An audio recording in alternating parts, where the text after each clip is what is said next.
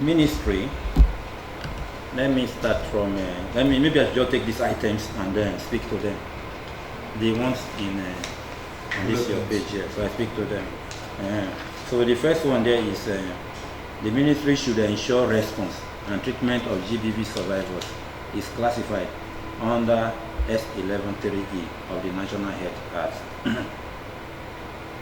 For this, you understand, the ministry have actually gone a step ahead. Okay.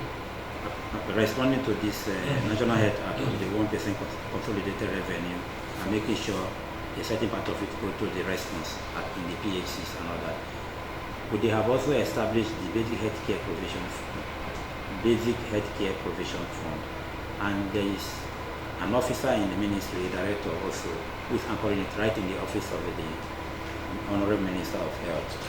And they are doing a lot because they've started releasing some of the money that already been accessed to the FMoH that have to do with directly that 1% that have to go to the PHCs or any other emergency response. So far, they are doing a lot in that area. When you have one-on-one encounter with the officer in that area, they'll be able to tell you how far they have gone. You understand? In the current STA to the Honorable Minister of Health, the name is Dr. Chris Sokmon. He's also the head of the Basic Healthcare Provision Fund in the ministry. So government is doing so much. That is the area of the extra funding. Then when you now come to the area of budget, direct budget line, as far as I can speak, the money might not be much, but little drop of water make an ocean, isn't it? So government is actually, in our last year appropriation, we, in my own division, which since I'm the head of gender, adolescent, school health and elderly, we wrote, and that segment, the part of the things that we approved for us in this last year appropriation and the year before, 2022 and also the 2021 appropriation, is actually GBV related interventions were approved by government. You understand?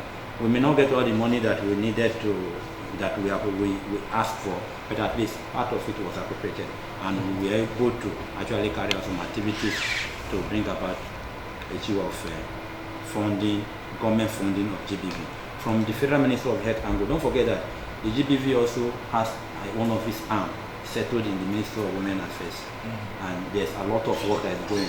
Even with the activity of the Honorable Minister of Women Affairs, you will know that up to the one of following up with the case of that the man that the woman, the musician, the popular musician that lost her life. That tells you that there was that tells you that there's so much that's happening because they have to even get to the level of supporting the family and also making sure. So these are different government interventions coming from different angles to make sure GBV related things are actually addressed.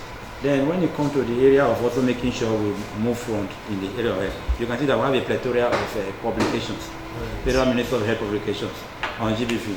The first one that you will see here is National Gender in Health Policy, meaning that there is an existing government gender policy.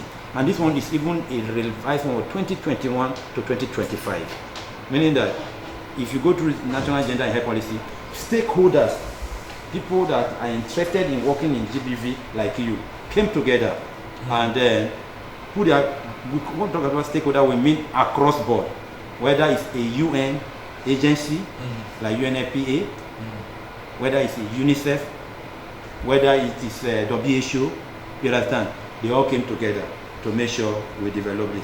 Then we went on to the implementing partners across the country. The donor agencies like USAID, we also involved. The Bill and Melinda Gates, we also involved in the development. Because the whole idea is that one person does not have just a nucleus of idea. We want to make sure we pull our approach together and see how we can move as a country. So the health intervention of GBV and how the country should run it is in this policy document. Yes, National Gender in Health Policy. You understand? So if you read it, at least you will be able to know how far and how it will go across federal, state, LG. You understand? That is one. Then looking into this again, we have this, which is National Policy and Plan of Action for elimination of female genital mutilation in Nigeria. And this one is also running from 2021 to 2025. You understand? And that's the output of stakeholders thinking, faculty brainstorming to make sure we arrive at this. and so it's also going to serve as a guide. That's why I said most of the things you are interested in, some of them are already, by the time you go through some of the documents, you find out that some of them have already been addressed. It's just how we can strengthen and make sure it goes around. Then we also have with me here is a standard and guidelines for the medical management of victims of violence in Nigeria. You understand? So it means that on our health sector, when it comes to violence generally, irrespective of the type of violence, how do we go about the standard? What is expected across board in handling them? Because you talk about some facilities and other, you will see them in this one.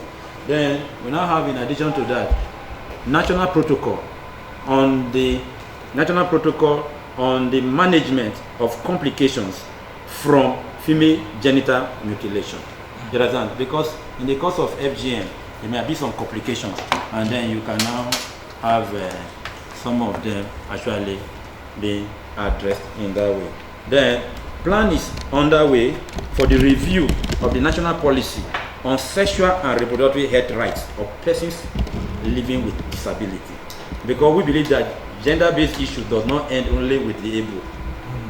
Those people that have disability also have suffered, in short, they are more vulnerable. You understand? So that sexual-based rights also should also be addressed, and they are also mainstream into these documents that we have on ground. So in the